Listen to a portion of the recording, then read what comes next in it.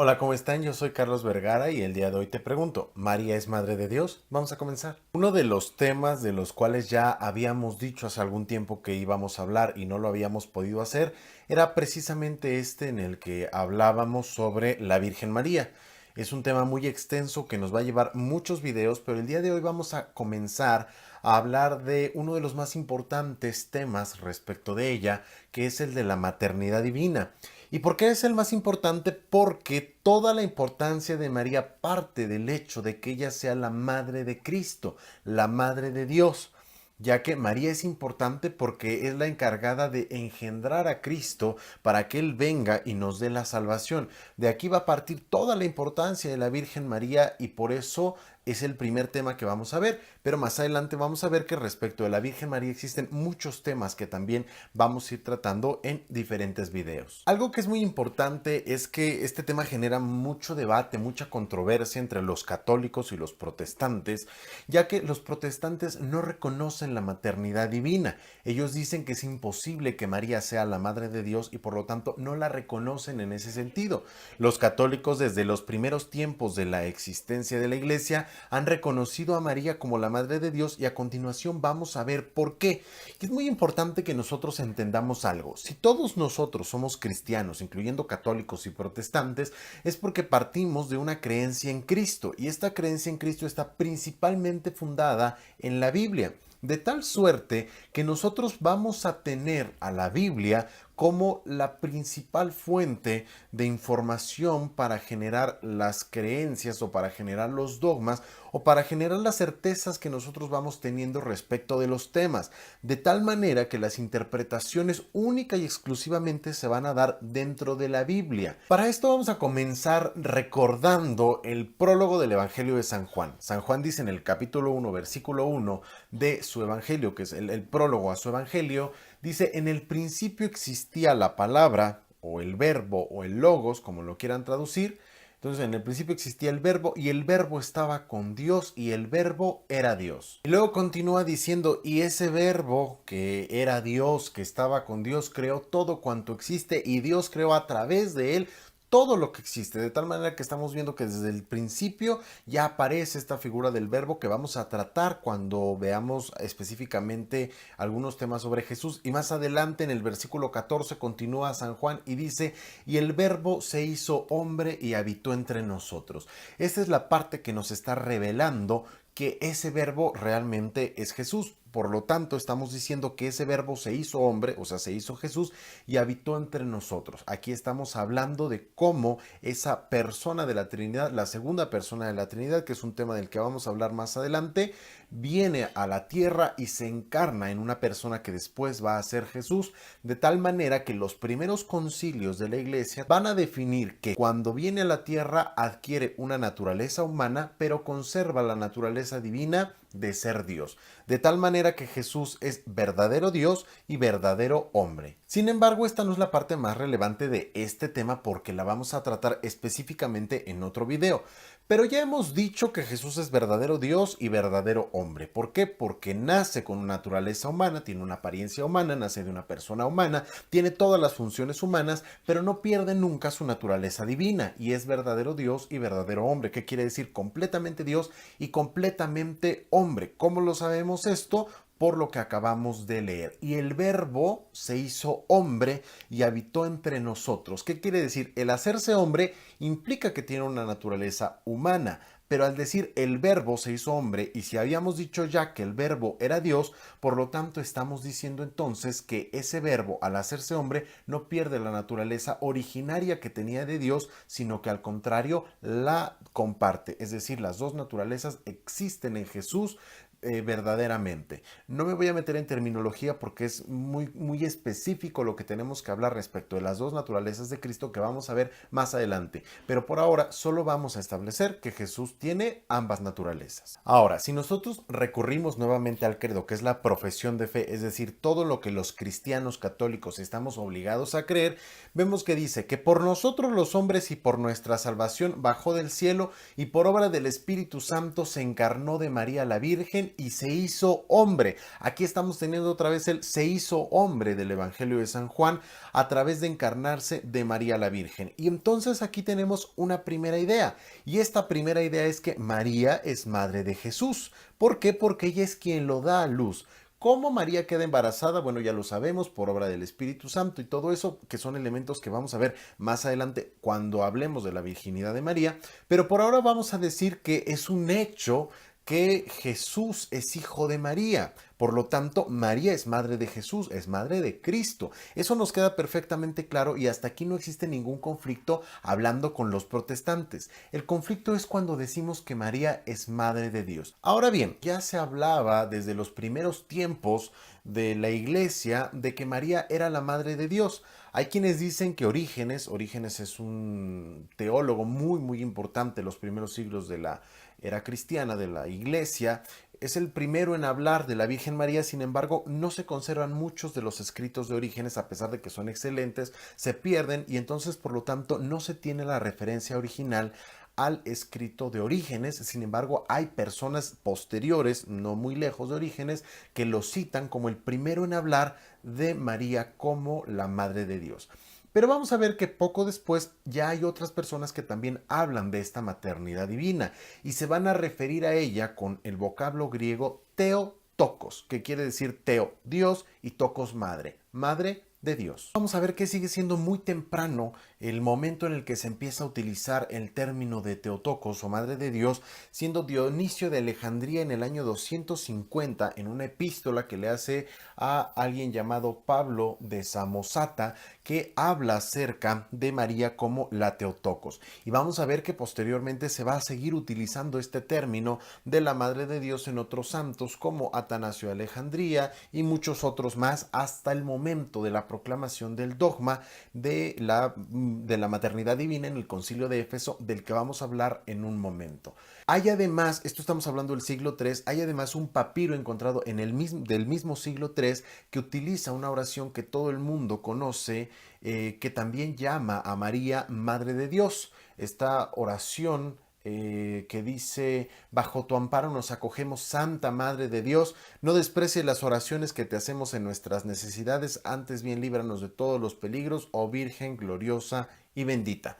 Desde el siglo III tenemos esta oración que probablemente tendría su conformación tiempo antes y que para este momento ya sería un poco utilizada entre las primeras comunidades cristianas, porque estamos hablando de que en el 250 aún está la persecución de los emperadores romanos hacia los cristianos. Entonces nosotros vamos a ver cómo desde sus inicios la iglesia ya considera a María como Madre de Dios. Sin embargo, nosotros vamos a encontrar a lo largo de la historia de la iglesia muchas prácticas que no son condenadas y que ni siquiera son analizadas, sino que se están desarrollando y que hasta que se pone en pugna el tema es que va a definirse el dogma o que va a condenarse como herejía el hecho que se esté realizando o del que se esté hablando. En este caso, al haber una pugna entre diversos teólogos en el concilio de Éfeso y en concilios previos, como el caso de Nestorio, de quien vamos a hablar después, porque también tiene que ver respecto a la naturaleza de Jesús, humana y divina, con estas herejías es que el concilio tiene que condenar la herejía de Nestorio y aprobar la maternidad divina como dogma de fe en este concilio de Éfeso. En el año 431 se va a realizar en Éfeso el concilio que lleva el nombre de esta misma ciudad, el concilio de Éfeso. Para este momento ya terminó la persecución de los cristianos por parte de los romanos y este concilio tiene algunos otros problemas que van a hablar respecto a la naturaleza de Jesús, que ya se habían tratado en los concilios de Nicea y de Constantinopla, sobre si Jesús tenía una o dos naturalezas o quién era Jesús o qué onda con su vida. Este concilio va a tratar de continuar con estos problemas, ya que existen por ahí algunos personajes como Nestorio que niegan estos dogmas que ya se habían definido previamente y aún siguen con cuestiones ahí respecto de la naturaleza.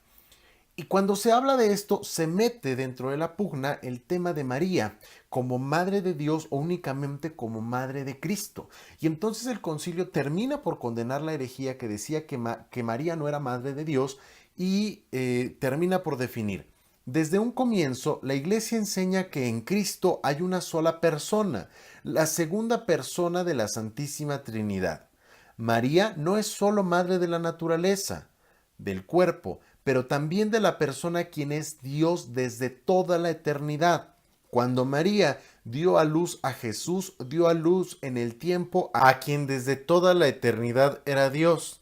Así como toda madre humana no es solamente madre del cuerpo humano, sino de la persona, así María dio a luz a una persona, Jesucristo, quien es ambos, Dios y hombre. Entonces ella es la madre de Dios. Y por si acaso remata el concilio, ahorita vamos a seguir leyendo el concilio, pero dice: si alguno que no confesare que Emmanuel, Cristo, es verdaderamente Dios y por lo tanto la Santísima Virgen es Madre de Dios, porque parió según la carne al Verbo de Dios hecho carne, sea anatema. Y es realmente sencillo. Los protestantes complican demasiado las cosas diciendo que es imposible que María sea la Madre de Dios, porque si María fuera la Madre de Dios, entonces María tendría que ser anterior a Dios y entonces Dios ya no sería Dios, sino que María sería Dios, o que sería coeterna con las tres personas de la Trinidad como ellas lo son entre sí.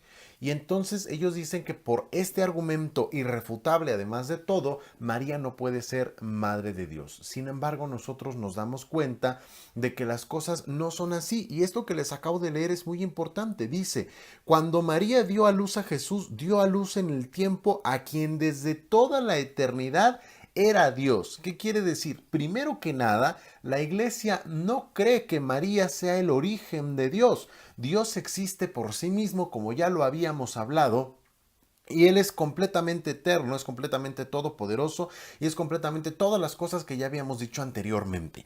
Sin embargo, María no lo origina. María lo único que va a hacer es darlo a luz en el tiempo, porque habíamos recordado que una de las características principales de Dios es que es atemporal, no tiene tiempo. María lo que hace es dar a luz a Dios en el tiempo. ¿Qué quiere decir? Lo va a engendrar en el tiempo, porque Jesús es un hombre que sí está sometido al tiempo. Él se despertaba en la mañana y se dormía en la noche y iba creciendo, iba avanzando en edad y así hasta que murió, y después ya cuando murió, bueno, ya cambia. Porque además continúa diciendo el concilio de Éfeso: porque no nació primeramente un hombre vulgar de la Santa Virgen y luego descendió sobre él el Verbo, sino que unido desde el seno materno se dice que se sometió a nacimiento carnal, como quien hace suyo el nacimiento de la propia carne.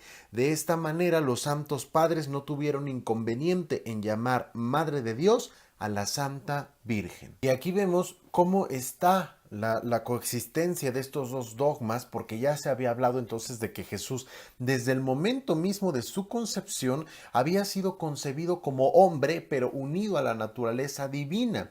En este sentido, Jesús no nace siendo primero hombre y después entra en él la naturaleza divina, de tal manera que él nace siendo Dios y siendo hombre, de tal forma que sí, Jesús es Dios y María es madre de Jesús, María por lo tanto es madre de Dios. Y lo dice el concilio, lo leímos hace unos momentos. Esto es porque María es madre de todo el ser. Por ejemplo, mi mamá es madre de todo mi ser, no nada más de mi persona humana, sino también es madre de todo lo que yo soy como persona espiritual, como persona intelectual, como persona física, como persona humana. Y en este sentido ella es completamente mi madre. En el mismo sentido, si Jesús es hijo de María y María es madre de Jesús y Jesús es Dios, María por lo tanto es madre de Dios. Es un razonamiento sencillísimo. María no lo engendra en la eternidad, lo engendra en el tiempo. Dios, por supuesto que es anterior a María, y María, por supuesto que es una creación de Dios. María va a ser hija de Dios y vamos a hablarlo más adelante. Ella es predestinada desde toda la eternidad a ser la bienaventurada durante todos los tiempos, como diría el Evangelio. Ella está predestinada a esto porque es creada en el plan perfecto por Dios. Sin embargo, ella es creada precisamente para esto, para ser quien lleve en su seno al Hijo de Dios, que a la vez es Dios. Asimismo lo reafirma el Concilio Vaticano II, que es el último concilio que nosotros tenemos, que dice: y ciertamente desde los tiempos más antiguos, ya lo vimos desde el siglo III, la Santísima Virgen es venerada con el título de Madre de Dios, a cuyo amparo los fieles suplicantes se acogen en todos sus peligros y necesidades. Y las diversas formas de piedad hacia la Madre de Dios que la Iglesia ha venido aprobando dentro de los límites de la sana doctrina hacen que, al ser honrada la Madre, el Hijo, por razón del cual son todas las cosas, sea mejor conocido, amado, glorificado, y que a la vez sean mejor cumplidos sus mandamientos. Esto, bueno, ya lo último tiene que ver precisamente con que a través de María podemos llegar a Jesús, que es Dios. Pero la primera parte nos está diciendo que el concilio confirma que precisamente este culto que se había tenido hacia María desde los principios de la era cristiana y que es definido por el Concilio de Éfeso, es también aprobado por el Concilio Vaticano II, siendo que entonces sigue siendo todo esto materia vigente de ser obligatoria para todos los católicos como un dogma de fe. ¿Qué quiere decir un dogma de fe? Que todos estamos obligados a creerlo bajo la pena de excomunión. Así lo definía el Concilio de Éfeso, y además así lo han dicho muchos santos. Aquí solamente voy a citar a Gregorio Nacianceno, un padre de la Iglesia Oriental, que dice: si alguien no está de acuerdo en que Santa María es la Madre de Dios, está en desacuerdo con la divinidad. Fíjense eso, si yo estoy diciendo que María no es Madre de Dios, también estoy negando que Jesús es Dios. Entonces lo estoy viendo como un profeta, como una persona que vino un día ahí a cotorrear y ya. ¿Por qué? Si yo niego la maternidad divina, niego la divinidad de Cristo. Si alguno afirma que Cristo solamente pasó a través de la Virgen como a través de un canal y niega que él haya sido formado dentro de ella de un modo divino, sin intervención de un hombre, y de un modo humano, según las leyes de la gestación, ese tal es impío. El concilio lo declaraba anatema, San Gregorio dice es impío. Al final de cuentas, los dos están hablando de que la persona está yendo en contra de Cristo, está yendo en contra de la Iglesia, y por lo tanto, según las leyes de la Iglesia, estaría siendo esta persona excomulgada. Entonces, después de todo esto, así como en un primer resumen, nosotros diríamos, en el principio hablamos de que la palabra, que es Dios, se hizo hombre, y ese hombre es Jesús, y por lo tanto comparte naturalezas. Ahí tenemos el fundamento perfectamente bíblico del cual la Iglesia va a sacar esta interpretación. Después de esto, entendemos que si el credo nos está diciendo que el credo también tiene su fundamento bíblico, que Jesús nace de Santa María la Virgen, porque así lo relatan los evangelios y los diversos testimonios de los primeros siglos cristianos, pues después de un análisis lógico muy sencillo, nosotros nos damos cuenta que si Jesús es Dios, María es madre de Jesús, y por lo tanto María es Madre de Dios, engendrándolo en el tiempo. Jesús va a estar durante 9 meses en un proceso de gestación biológico natural, gestándose en el vientre de María, donde ella le va a dar todos los elementos de la naturaleza humana: un corazón, unos pulmones, unos ojos, un cerebro, un hígado, 2 riñones, lo que ustedes quieran. Y entonces vamos a ver cómo Jesús va a nacer como un hombre, como yo, como cualquier otro hombre, no como cualquier otro hombre porque finalmente es Dios, pero me refiero a físicamente es un hombre y tiene todas las necesidades de un hombre. Tiene hambre, tiene sed, tiene sueño, siente tristeza, llora cuando se muere Lázaro, pero eso no implica que no esté unido a la naturaleza divina. Vamos a ver después, pero ahorita en un adelanto vemos cómo su naturaleza divina está presente, por ejemplo, en la transfiguración, en los milagros, en el bautismo, en el río Jordán, y así vamos a ver cómo siempre está presente la naturaleza divina, porque es inseparable, y por lo tanto, asimismo, María es la Madre de Dios. Vamos a poner un ejemplo: un presidente, el presidente de algún país, vamos a poner el de nuestro país porque no nos queda de otra, Enrique Peña Nieto. Él tiene a su madre, y la mamá de Enrique Peña Nieto es la mamá del presidente. Ella no lo hizo presidente, él se hizo presidente por sí solo, pero ella va a ser la mamá del presidente mientras él sea presidente. Lo mismo, más o menos en analogía, va a pasar en el caso de Jesús. Si bien es cierto que Jesús era eternamente, antes de ser Jesús, antes de existir la persona física Jesús, ya era la segunda persona de la Trinidad, y después de su resurrección ahora es Jesús insertado en el seno de la Trinidad como dentro de esta Trinidad, siendo completamente Dios. Bueno, eso de los términos no es tan relevante para hacer la analogía. Así lo mismo, aunque Dios fuera Dios antes de María, después de María va a seguir siendo Dios, pero al ser ella la que lo inserta en el tiempo y ser ella la madre de esa persona física denominada Jesús, va a ser también la madre de Dios. Así de simple es el dogma de la maternidad divina. Ahora, habiendo definido esta primera parte respecto de que María es madre de Dios, vamos a ver que el Evangelio nos plantea cómo es todo este proceso, que ya tiene más que ver un poco con el de la virginidad perpetua, que es otro dogma de fe del que vamos a hablar después. Por eso solo vamos a dar una pequeña introducción. El ángel, a quien se identifica después como el ángel Gabriel, viene y anuncia a María y le dice: concebirás y darás a luz a un hijo y será llamado Hijo del Altísimo. Y ella le dice: ¿cómo es posible si yo aún no conozco varón? El ángel le dice: para Dios no hay imposibles, el Espíritu Santo descenderá sobre ti y te cubrirá con su manto. Algo así más o menos parafraseado. Y entonces San Irineo dice al respecto: por su obediencia fue causa de la salvación propia y de la de todo el género humano. Comparándola con Eva, llaman a María madre de los vivientes y afirman con mayor frecuencia: la muerte vino por Eva y la vida vino por María. El nudo de la desobediencia de Eva lo desató la obediencia de María. Esta es una cita del número 56 de la Lumen Gentium del Concilio Vaticano II, que cita a San Irineo, que es el que hace esta referencia: así como la muerte vino por Eva, la vida vino por María, a través de aceptar con su obediencia ser la madre de Dios. Lo importante aquí es que María es el medio por el cual Jesús va a llegar. Jesús, siendo Dios, a lo mejor pudo haber aparecido por ahí a la mitad del desierto, o a la mitad de una montaña, o haber bajado entre trompetas, o haber aparecido por generación espontánea, o salido de una piedra, lo que ustedes quieran. Pero también nos dice San Juan: Cristo se hizo en todo semejante a nosotros, menos en el pecado. Y esa semejanza con nosotros implicaba que Él naciera del mismo modo y con el mismo proceso que todos nosotros nacemos. Dios entiende que necesita conocer y vivir la miseria humana más de cerca, así sentirla, para poder dar esa salvación. El hecho de por qué Jesús se hace hombre no lo vamos a tratar en este video, porque es un problema teológico demasiado profundo que tenemos que ver más adelante. Primero vamos a decir que Dios toma la determinación de hacerse hombre para convivir con esta creación y para que un hombre fuera el que pudiera salvar a toda la humanidad, pero ese hombre tenía que ser perfecto y por lo tanto tenía que ser Dios.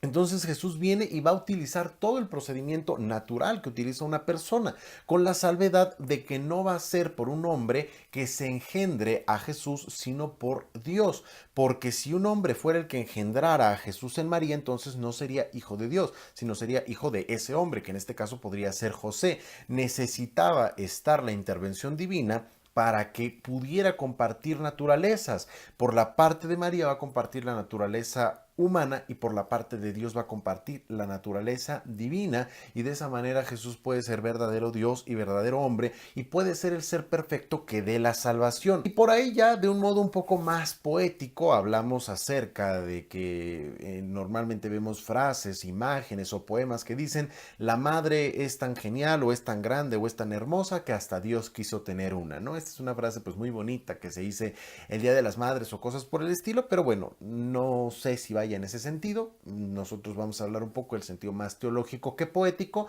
y en el sentido teológico es el que acabamos de explicar, pero el sentido poético queda también muy bonito, el hecho de que la madre es tan maravillosa que hasta Dios quiso tener una. Ahora bien, desde el momento en el que se empieza con este culto a la Virgen María como Madre de Dios, adoptan los cristianos a María no solo como a la Madre de Dios, sino como Madre nuestra. Es decir, María es mi madre y yo la identifico como mi madre porque entiendo que al ser yo hermano de Jesús, hijo adoptivo del Padre por medio del bautismo y otras cosas que vamos a ver después, nosotros somos hermanos de Cristo, y si Cristo es hijo de María, nosotros por lo tanto también somos hijos de María, y entonces tenemos una perfecta madre que se encuentra en el cielo intercediendo constantemente por nosotros. Es un tema del que vamos a hablar también más adelante, pero que entra dentro de toda esta línea de que María sea la madre de Dios y por lo tanto la madre de todos los cristianos. Te pido por favor que te suscribas a mi canal para que te enteres desde el primer momento en el que haya un video y lo puedas ver inmediatamente. Pues espero que te haya gustado mucho este video. Por favor, compártelo con otras personas que tengan dudas respecto de por qué María es o no es la Madre de Dios, para que lo puedan saber. Si tienes alguna duda, con mucho gusto también la voy a responder, ya que vamos a seguir hablando de este tema durante bastante tiempo, porque el tema de María es un tema demasiado largo y además es un tema muy, muy hermoso. Y yo soy Carlos Vergara y nos vemos en la próxima.